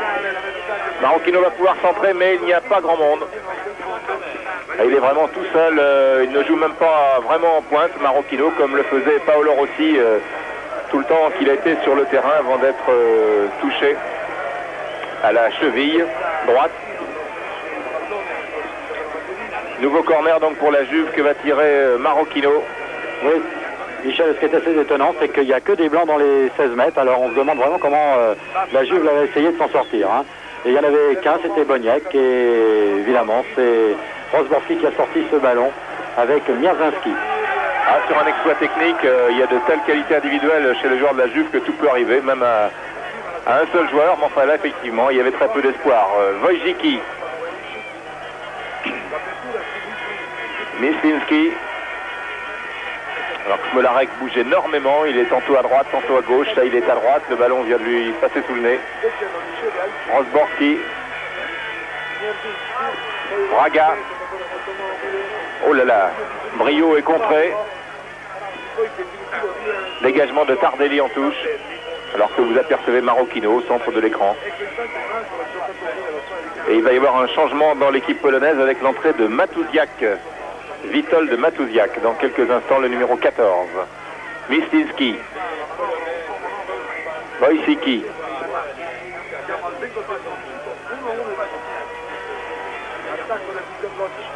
Rosborski, Wojcicki,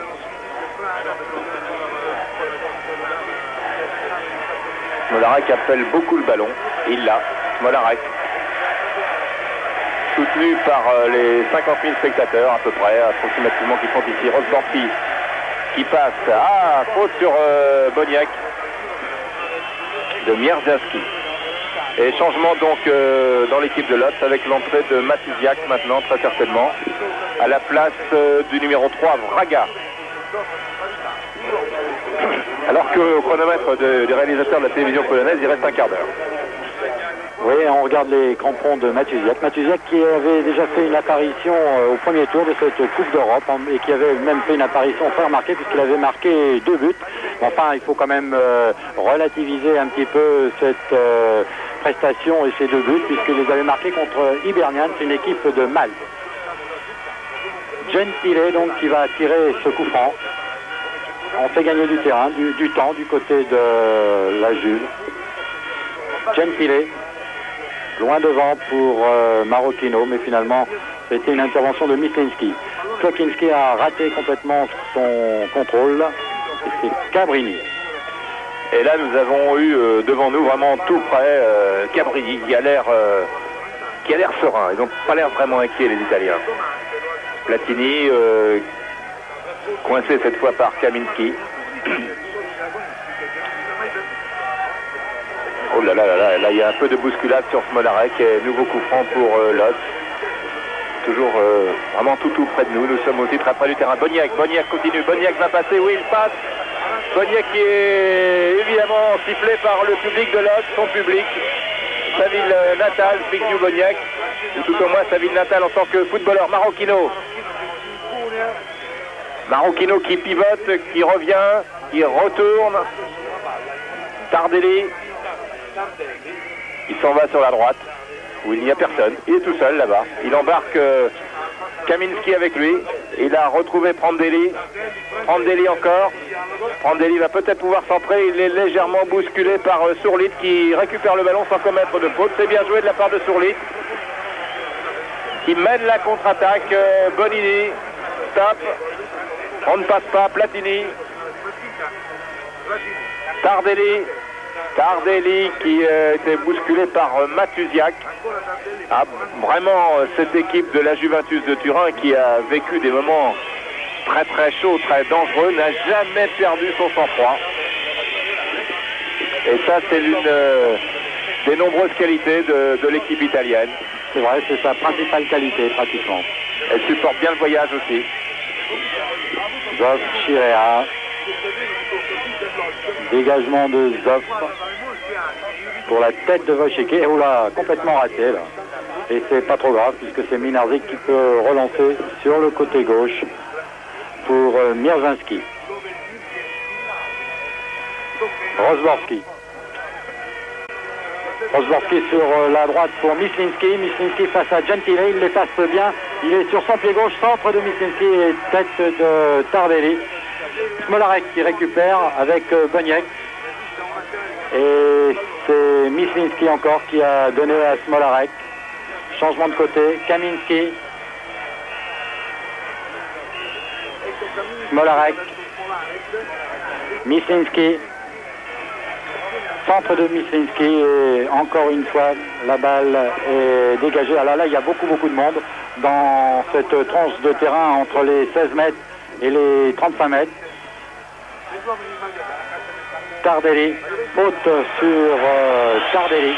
Et pas de carton, non, toujours pas de carton de la part de M. Corbert qui... Ah, c'est vrai qu'on doit hésiter à peut-être un peu plus que d'habitude à sortir le carton jaune ici, car on sait qu'on peut priver un joueur de la finale, sauf bien entendu s'il s'agit d'une agression vraiment très sérieuse. Mais pour des broutilles, ce qui arrive parfois, les arbitres sortent parfois leur carton jaune et ils ont certainement de bonnes raisons de le faire. Là c'est différent, hein. Ça pèse très lourd, hein. C'est un carton rouge là.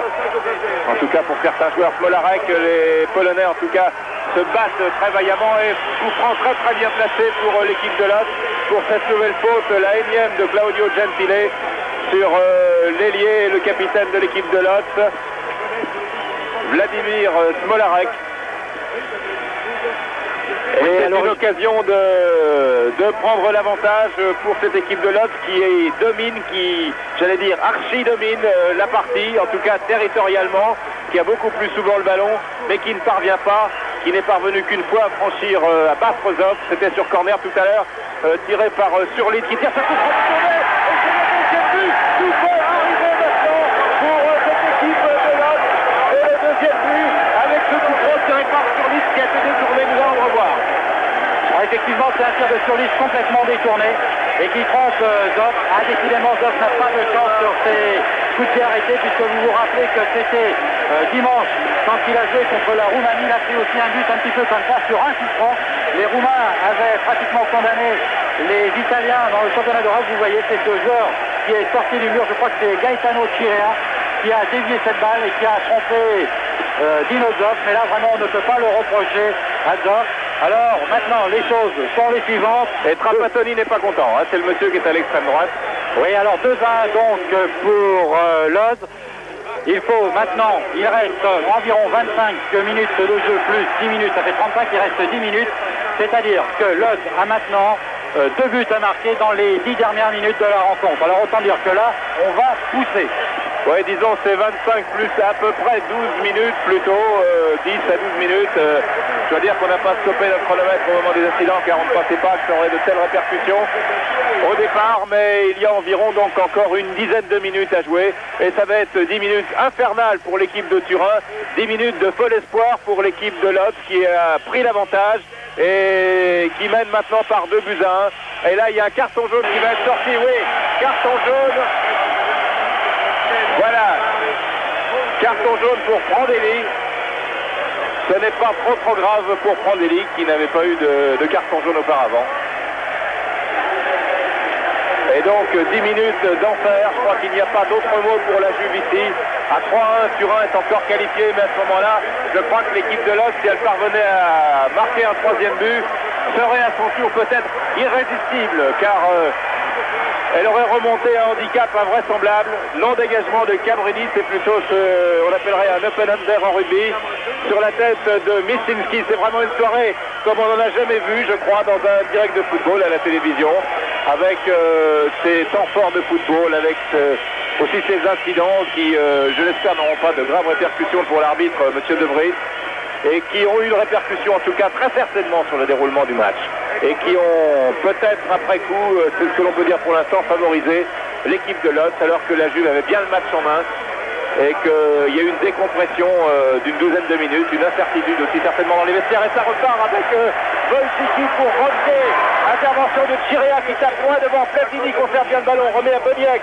Marocchino est à la limite du hors-jeu, il n'y est pas, Boniek est parti, va-t-il marquer? S'il marque, c'est pas bon. Et penalty, oui, penalty contre de Mlinarzik sur son meilleur copain, puisque Boniek et Mlinarzik sont vraiment deux grands amis dans la vie. Ils ont été pendant des années ici ensemble dans ce club de Lodz. Boniek a aidé Mlinarzik quand il a eu des problèmes avec la sélection, car il avait fait une fois un petit peu la fête, on l'avait exclu, et Boniek avait été solidaire de Mlinarzik. Il était revenu avec l'entraîneur, sélectionneur Fichnisek, et là c'est vraiment tout un symbole que s'est échappé de Boniek, fauché par Mlinarzik, et c'est un penalty qui va le tirer, c'est Michel Platini. Platini va tirer le penalty alors que cet après-midi nous lui avons posé la question qui va tirer. Il nous a dit on ne le sait encore pas. Ce sera certainement Paolo Rossi et moi en deuxième. Eh bien Paolo Rossi étant sorti, c'est Platini qui va tirer ce coup franc. S'il le marque, il n'y a plus de match. Et il le marque. Platini marque le deuxième but, l'égalisation de la Juventus à 7 minutes de la fin. Ah vraiment c'est une soirée qui nous bouleverse un peu, Philippe. Ah oui, c'est vrai. C'est vrai que c'est aussi le 5e but de Michel Platini. Vous revoyez, là, il a pris complètement à contre-pied le gardien Mlinarzik. C'est le 5e but en Coupe d'Europe de Michel Platini, qui est pratiquement le meilleur buteur de cette équipe italienne. Tout au moins dans le championnat d'Italie, c'est lui le numéro 1 de la Juventus au classement des buteurs. Trapattoni respire. Oui, oui, Boniperti aussi. Oui, alors effectivement, maintenant, il n'y a plus de suspense. 1-2-2, il faut que Lodz mette 3 buts, c'est-à-dire 5-2. Ça fait quand même beaucoup, surtout que là, il doit rester quelque chose comme 6 ou 7 minutes. Smolarek. Avec encore Surlit, et la balle est récupérée par Matuziak. Romke, Brio. Brio qui a essayé de contrer Surlit. La balle sur le côté gauche. Et ils se battent toujours, hein, Lodz. Ils ont du mérite. On peut leur tirer un grand coup de chapeau en tout cas. Je crois qu'en régie finale, nous a dit que Hambourg était qualifié. Ce qui est, voilà, 2-1 pour Hambourg, donc premier finaliste Hambourg, et on peut dire maintenant, alors qu'il reste aux environ 5 minutes à jouer, peut-être même moins, que ce sera une finale Hambourg-Juventus. Les 5 dernières minutes donc de cette soirée qu'on n'oubliera jamais, ici à Lodz, entre Lodz, attention au carton, non, pas de carton pour Chirea. On a peut-être un peu insisté sur les cartons jaunes ce soir, mais non, Chirea, je crois qu'il fallait le faire. Il n'est pas concerné, hein, effectivement, Michel. Non. Coup franc tiré par Surlit, qui a marqué les 2 buts de la soirée, qui le tire directement. Frappe de balle exceptionnelle de Surlit. Ah, vraiment, ça vaut le ralenti. Je crois que c'était un tir de l'extérieur du pied vrillé. On va pouvoir mieux l'apprécier avec le ralenti que voici. Ah, il a une frappe, c'est extraordinaire. Regardez bien la trajectoire de la balle. Ouais, même Zoff au départ il pensait que cette balle n'allait pas du tout l'inquiéter, qu'elle passait à côté, mais finalement au dernier moment on a bien eu l'impression que ça allait rentrer. 30 minutes de jeu depuis la reprise, vous en rajoutez 10, 11 comme dirait Michel, donc il reste 3-4 minutes avec une touche de Mislinski. Voilà, et donc la Juventus de Turin qui va vraisemblablement, même à coup sûr, disons maintenant sans prendre trop de risques, jouer sa 2e finale de Coupe d'Europe des clubs champions. Elle a perdu une fois contre l'Ajax, et là on réclame pénalty ici, alors que M. Corner ne siffle pas pénalty pour ce contrôle de Cabrini, à la fois de la poitrine et un peu de l'avant-bras. C'est vrai, Platini toujours, Marco Tardelli. Les Italiens se souviendront eux aussi de cette soirée folle de Lodz. Bonini Chirea. Cabrini. Cabrini qui est plus que bousculé mais qui conserve le contrôle du ballon. Tardelli, Brio. Attention, Smolarek, non, Brio est toujours là. Brio pour le numéro 15, Prandelli. Chirea. Ils essayent tous, à l'image de Smolarek qui est très très combatif et qui conserve le ballon. Il tient bien sur ses jambes, Smolarek. Il a décroché irrésistible et là il y a tout de même un coup franc qui est sifflé par l'arbitre monsieur Corvert. Coup franc rapidement joué avec Romke. Dégagement à nouveau de Gaetano Chirea, dont on a souligné le rôle prépondérant au sein de la défense de la Juventus ce soir. Intervention acrobatique et spectaculaire et efficace de Prandelli pour Platini. Platini va pouvoir lancer Boniek. Non, transversale un peu courte de Michel Platini en fin de match. Intervention de Wojcicki. Rosborski. Klokinski. Remise pour Klokinski de Rosborski et intervention de Cabrini. Très grand match aussi de Cabrini et de toute cette équipe polonaise dont il faut saluer et il faut souligner l'enthousiasme, la joie de jouer dans des conditions difficiles. Et il va y avoir un changement maintenant dans l'équipe italienne. Vraiment dans les dernières secondes, c'est Storgato qui va faire son entrée. Storgato rentre à la place de Brio. Corner pour Lotz, tiré par Smolarek, toujours 2 buts partout donc. But de Rossi et de Platini d'un côté et 2 buts de Surlit de l'autre. Il doit rester 2-3 minutes à jouer. Voilà, allez-y monsieur Smolarek. Dans les bras de Dinosov. Dinosov qui restera dans les annales mondiales, ne serait-ce que parce que c'est lui qui a reçu la dernière Coupe du Monde, une image que l'on ressortira souvent à la télévision ou dans les livres. Qui a tout reçu, je vous l'ai dit, sauf la Coupe d'Europe des clubs champions. Et ça nous promet une finale fantastique le 25 mai prochain à Athènes, qui sera retransmise sur TF1, en direct bien entendu, entre Hambourg, premier qualifié, puisque Hambourg a battu la Real Sociedad ce soir 2-1, et la Juventus de Turin, qui fait match nul ici, qui est toujours invaincu en Coupe d'Europe cette saison, et qui avait gagné, qui avait assuré l'essentiel, enfin en tout cas une bonne partie de l'essentiel au match aller à Turin, en gagnant 2-0. Et une tête de Cabrini. On joue les dernières secondes maintenant. Wojcicki se trouve aux côtés de l'arbitre monsieur De Vries.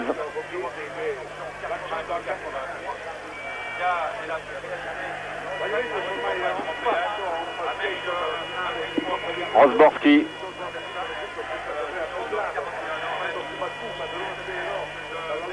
Et Michel Platini qui intervient, qui jouera pour la première fois la finale de la Coupe des clubs champions. Bonne contre-attaque, vite Michel pour Boniek, c'est bien joué. À nouveau Boniek qui va entrer dans les 16 mètres, qui va se retrouver face à Minarzik, tir contré au dernier moment par Minciarski. C'était rondement mené encore ces deux-là, plus les 6 champions du monde italiens, Boniek et Platini. C'est vraiment une très très belle équipe, la Juventus de Turin, qui mérite d'aller en finale à coup sûr de la Coupe des clubs champions. Prandelli. On avait tout misé sur la Juve. Le président avait dit, monsieur Agnelli, patron de la Fiat, avait dit je veux qu'on gagne la Coupe d'Europe des clubs champions. C'est pourquoi je fais venir Boniek et Platini en plus de Rossi et des autres joueurs qui ont gagné la Coupe du Monde. C'était l'objectif de l'année, à tel point que la Juve a un petit peu raté le championnat et est actuellement deuxième. Elle ne sera pas championne. Ce sera l'AS Roma. Mais on oubliera vite ça, je crois, du côté de Turin, si la Juve gagne la Coupe d'Europe. En tout cas, ce qui est certain, c'est que la Juve va aller en finale. C'est déjà une bonne partie de l'objectif qui est atteint. Klokinski, Smolarek, non. Gentile. Gentile va taper loin devant, non. Marocchino. Chirea. Marocchino, 1-2 avec Chirea. Platini étant légèrement en retrait. C'est vraiment le chef d'orchestre de cette équipe. Il n'y a pas de question à se poser à ce sujet. Chirea, tir de Chirea, bon tir. Stoppé en 2 fois par Mlinarzik. Alors ça fait 36 minutes maintenant et c'est fini. Voilà, la Juventus de Turin est qualifiée pour la finale de la Coupe d'Europe des clubs champions. Boniek est heureux. Plein cadre sur Zbigniew Boniek, surnommé Zibi, qui est très heureux donc pour sa première année à l'étranger, à la Juventus de Turin, tout comme Michel Platini, d'avoir contribué après un début de match en demi-teinte, et bien d'avoir contribué alors que Platini a fait un match plein et superbe tout au long des 90 minutes plus les arrêts de jeu, d'avoir largement contribué à la qualification de la Juventus de Turin qui jouera le 25 mai contre Hambourg. Sortie des joueurs donc sous nos yeux, nous n'allons pas tarder à rendre l'antenne donc dans quelques instants, puisque je vous rappelle les noms des buteurs. C'est la Juve qui avait ouvert la marque par Paolo Rossi, et puis Surlit avait permis à l'équipe de Lotz d'égaliser, de reprendre l'avantage, et c'est Michel Platini qui sur penalty avait permis à Turin de faire match nul et à la Juventus, alors que Michel Platini a un geste qui nous touche beaucoup. Il vient nous rejoindre dans la tribune de presse qui est tout près de la sortie. Je vais lui donner le casque très rapidement. Michel, je pense que ça a été une soirée inoubliable, une des soirées les plus marquantes de votre carrière. Un peu aux demi-finales de la Coupe du Monde, là on est passé, on va jouer la Coupe d'Europe, je crois que c'est vraiment exceptionnel. En plus on a bien joué, c'était un match vivant, je crois que les spectateurs sont très contents et ils ont assisté à un super match, et nous on est très contents parce que d'une part on a bien joué et d'autre part on a passé ce tour. Est-ce que les incidents vous ont perturbé? Non, parce que je crois qu'on était sur votre fête à 1-0, il n'y avait plus de match je pense. Et ensuite, le fait qu'il revienne à 2-1 nous a un peu plus motivé pour la salle. Alors vous savez contre qui vous tombez en finale? Non. Ben, je vais vous le dire, vous tombez contre Hambourg qui a battu la Real Sociedad. C'est la plus belle finale qu'on pouvait souhaiter peut-être, en tout cas pour le public. Pour les téléspectateurs. Oui. Et pour vous? Nous, vous savez, je crois qu'on se moque un peu de celui qui est en face de nous, pourvu qu'on la gagne cette finale. Ça serait très bien. C'était vraiment l'un des moments les plus intenses de votre carrière. Moins intense, vous m'aviez dit aujourd'hui, on ne peut pas comparer quand même avec la demi-finale de Séville. Ben, le moment le plus intense, ce sera la finale, je pense. Celle de ma carrière. En plus, je suis content, je suis sorti sans carton jaune. J'avais peur d'être suspendu pour la finale, donc je crois que c'est une grande fête aujourd'hui. Il y a beaucoup de Français, beaucoup d'Italiens qui sont très heureux aujourd'hui, et nous les premiers.